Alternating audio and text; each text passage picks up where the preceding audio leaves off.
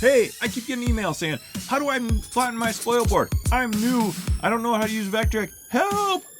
I'm here to help. Show you how to do this. Here we are in Vectric Pro. All you have to do, number one, job setup.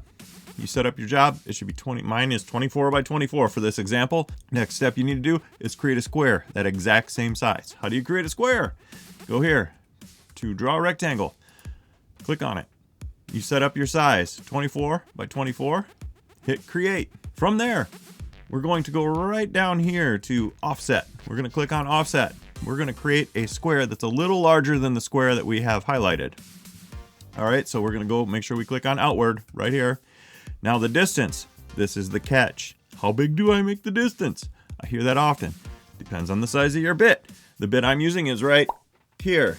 I'm using this bit. I always use that bit, my favorite bit, link in the description. By the way, follow, subscribe if you're learning stuff. Let's get back to it. So you're gonna go here. That bit is 1 1/8 inch. I need to have an overhang off of my board so that it cuts off all of the wood.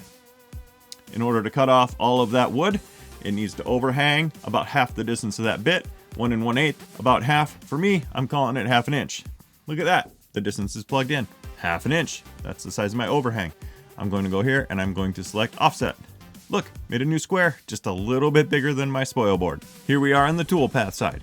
From here, we're gonna create a pocket toolpath. That's all that is when you flatten your Spoilboard. It is using a pocket toolpath. I'm gonna go right here, click on pocket toolpath. We're gonna start at a depth of 0. Our cut depth, it's kind of arbitrary. I'm using 0.03. It's fine. The bigger this number, the deeper it cuts into your Spoilboard, and the smaller your Spoilboard gets, and the less you can fix it. Next, we want to make sure we have our tool in there. I plugged in my Spoilboard. You can find it by hitting select. Brings up all your bits. Next, we're going to go to edit. Click on edit. Figure out what your step over is. I'm right here. All the rest of it, not a big deal.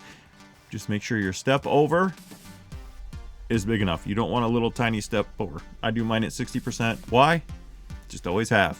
And it works. From here, we go down to passes. On the passes, we do not do offset. Just use raster. You don't have to. Pick what you want. I use raster. Don't need a raster angle. Don't need profile passes. Don't need to ramp this. Nope. Name. I'm not going to name it pocket. I'm going to call it flatten. Once I call it flatten, I'm going to click on calculate. You can see those blue lines going across here. Those are all the passes that bit's going to make on this Spoilboard. Now that this is highlighted, I want you to see what's happening. As a habit, I always select reset preview. And then from there, I do preview all toolpaths, and you will see that it makes its cut. And once it's done, it's a nice, pretty pink. It cut everywhere. If it did not cut everywhere, you would see the corners missing here. I will show you that in this. I will show that right here. This is what it would look like. We don't want that. We want this. Now that we have this, because we need to save our toolpath. In order to save, you go here to save toolpaths. However you are saving this for your machine, make sure it's here. I have the Onefinity. I have it set at Onefinity. Then you go save toolpath. It will save your G-code wherever you want. I usually save mine to a thumb drive, and I take it and I plug it in my machine and I hit go. Now thank you for watching. I hope this helps. Like, subscribe.